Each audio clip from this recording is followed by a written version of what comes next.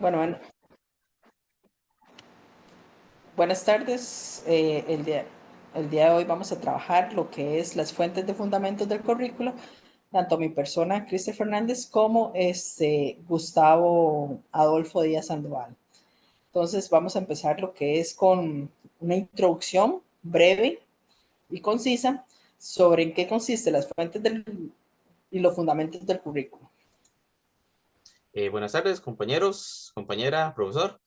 Como dijo mi compañera Cristel, yo voy a estar el encargado de introducir un poco el tema sobre las fuentes y los fundamentos del currículo. Empecemos con una idea, que es el éxito de un sistema educativo. ¿En qué se basa el éxito de un sistema educativo? Se basa en que se logre cumplir sus metas institucionales. Entre estas, o el cúmulo de estas, van para un objetivo macro, que es brindar una educación de calidad. Y para brindar una educación de calidad, bueno, puede que es lo análogo a una educación de calidad, es lograr el bienestar estudiantil. Entonces, lo primero es que nosotros como docentes, como futuros administradores y desarrolladores de currículum, debemos de tener en mente que nuestro objetivo va a ser brindar una educación de calidad en pos del bienestar estudiantil. ¿Y cómo lo logramos? Cumpliendo las metas institucionales. Así logramos éxito en el sistema educativo. ¿Por qué digo esto? Lo digo por lo siguiente. En lo que se basa el éxito educativo es que nosotros podamos lograr un diseño y una gestión efectiva del currículo. En otras palabras, el currículo o un currículum bien hecho nos va a asegurar que a la hora de operacionalizar nuestras clases, nuestros contenidos sean acordes, nuestra evaluación sea acorde con las realidades, los contextos y las características del ambiente estudiantil en cual lo desarrollamos. Otra idea que, si me permiten, voy a leer, es que el docente, el cual es un mediador pedagógico del proceso de enseñanza-aprendizaje, tiene esto, la misión de diseñar y gestionar un currículo efectivo. ¿Por qué efectivo? Porque tiene que lograr un efecto, una consecuencia que sea positiva, para lograr, como dicen, los objetivos institucionales. Para ello, ojo, y eso es lo que va a introducir nuestro tema, se debe entender la dimensión filosófica del proceso de desarrollo del currículo. ¿Y cómo se configura esto? Se configura mediante el conocimiento de sus fuentes y fundamentos. Entonces, para lograr una buena o una efectiva gestión del currículum, debemos conocer el génesis de este, es decir, sus fuentes y sus fundamentos. Ahora vamos a empezar con lo que son los tres fundamentos del currículum. Es decir, un currículum se basa, por decirlo así, en un trípode, en tres patas, y vamos a ver cuáles son esas con mi compañera. Ok, tenemos lo que es los fundamentos del currículo, que son los procesos de enseñanza y aprendizaje que se van a realizar mediante el currículo que se estipula para enseñar dentro del salón de clase. Por lo tanto, tenemos el principal, que es el alumno.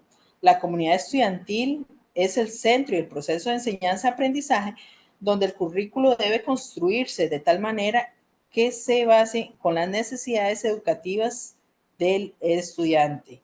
Es decir, un currículo va a ir en forma clave del contexto, de tal forma que vaya contextualizado y aplicado a la realidad. Es importante conocer el alumno, por lo tanto, es muy importante realizar siempre un diagnóstico para conocer la población estudiantil.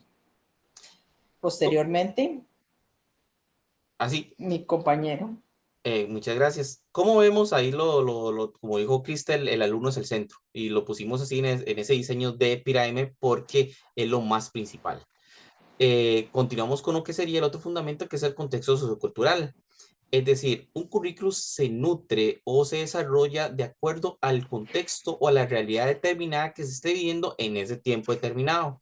Lo que quiere decir que las particularidades de la realidad o del contexto permean el currículum. No es lo mismo un currículum de hace 20 años a uno actual, a uno dentro de 20 años y en diferentes zonas geográficas. Por último, y es el que lo usa de la parte teórica, el currículum se basa en las áreas del saber. Un currículum instrumento pedagógico didáctico basado en una ciencia, en una disciplina, en una materia, que es la que nosotros como docentes es la que vamos a operacionalizar en las aulas. Dicho esto, vamos a pasar entonces ahora a lo que son las fuentes.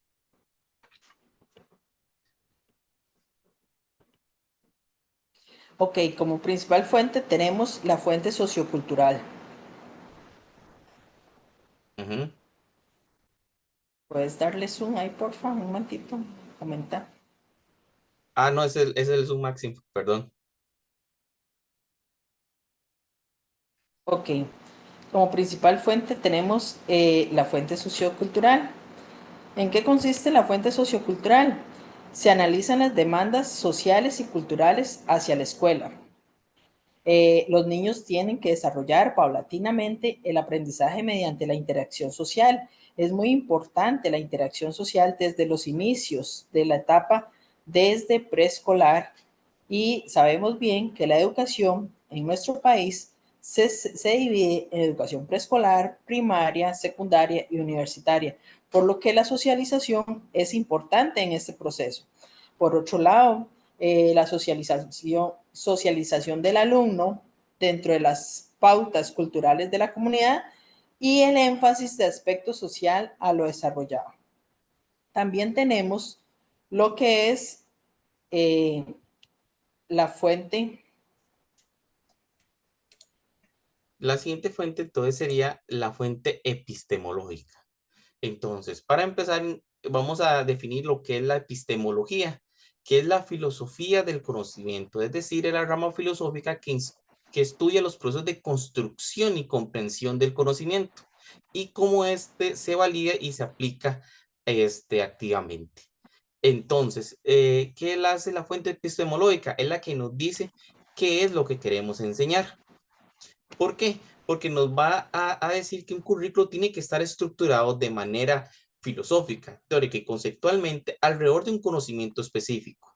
Aquí vemos una relación entre lo que es la fuente epistemológica y la fundamentación del área de saber. ¿Por qué? Porque tenemos que definir y delimitar lo que queremos enseñar para poder enseñarlo. Entonces, esta fuente es importante porque nos dice, para recapitular, qué vamos a enseñar y por eso el profesor o el docente tiene que estar siempre actualizado de los saberes para que pueda transmitirlos a los estudiantes para que esos todos puedan tener las competencias y las habilidades deseadas. Continuamos. Ok, tenemos lo que es la fuente psicopedagógica. En esta fuente psicopedagógica integra tanto la conceptualización de la enseñanza a nivel teórico de la investigación sobre cómo el conocimiento experimental va a ir basado en el maestro hacia la práctica docente. Es necesario señalar que la integración, ¿verdad?, entre los aspectos psicológicos y pedagógicos en el currículo nos logra realizar una traslación de algunas teorías de aprendizaje en la organización de la práctica pedagógica. Por lo que se recomienda, ¿verdad?, en la fuente psicopedagógica, crear dos particularidades muy importantes, que es la parte psicológica y pedagógica.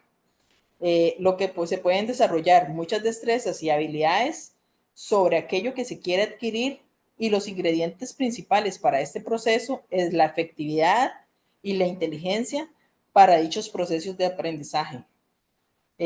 Otro aspecto característico de esta fuente es que se integra lo que es la contextualización y la enseñanza a nivel teórico en la investigación sobre un conocimiento experimental basado en el maestro dentro de la práctica docencia. Por último, tenemos la fuente psicológica, que es la que nos responde la pregunta ¿a quién va dirigida la educación? Volviendo entonces y relacionándolo con el fundamento del alumno, ya que para hacer un currículum efectivo se debe tomar en cuenta los niveles de desarrollo psicológico de los alumnos. ¿Qué significa esto? el proceso evolutivo humano pone diferentes etapas de desarrollo cognitivo, ¿no? En las personas, por lo cual un currículo de nivel escolar no va a ser aplicable y también en viceversa a un currículo, a un grupo de estudiantes de secundaria. Entonces, por eso, a la hora de tomar en cuenta lo que es la fuente psicológica, tenemos que tomar con punto relevante lo que es el desarrollo cognitivo para que los contenidos programáticos y las evaluaciones de nuestro currículum sean acordes a ese nivel de desarrollo. Por lo cual, la perspectiva psicológica del currículum prioriza la relación entre las diversas formas en cómo el estudiante procesa la información recibida, lo que es la función de aprender del estudiante, y en cómo el docente colabora en este proceso, que es la función de enseñar. Por lo cual, volviendo a lo que el profesional docente debe estar actualizado no solo en su materia en específica, sino también debe tener conocimiento sobre las teorías de aprendizaje, sobre las teorías psicológicas, de psicología educativa, para poder hacer un currículum efectivo y que vaya acorde con el desarrollo psicológico del alumnado.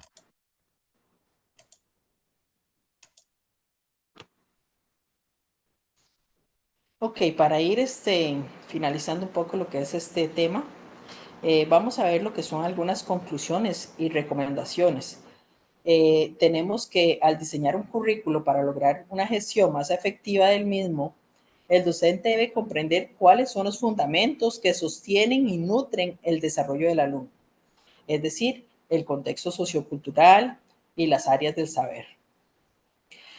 Podemos también tomar en cuenta, adoptar como una recomendación, adoptar un modelo de enseñanza, además del conocimiento psicológico del alumno, se debe ponderar en otros componentes del currículo como son los fines, los contenidos, las modalidades, la evaluación, la organización, el tiempo escolar, los aspectos del contexto institucional.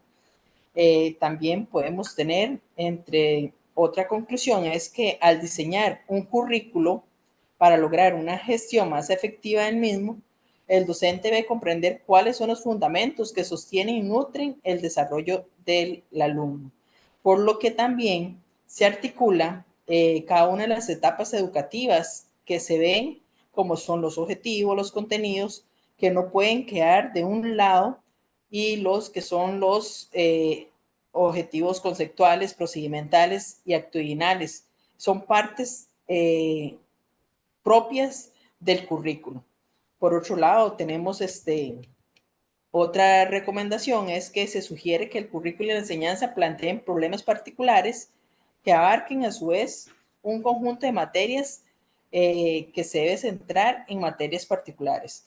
Como podemos ver, el currículo, digamos, actualmente tiene que estar modernizándose o se tiene que estar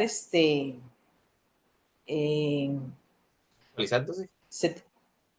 sí, se tiene que estar por lo que, por lo que es importante, por ejemplo, ahora realmente lo que es el curso ahorita que se está dando como nueva política, ¿verdad? Educativa, que es curso de formación tecnológica.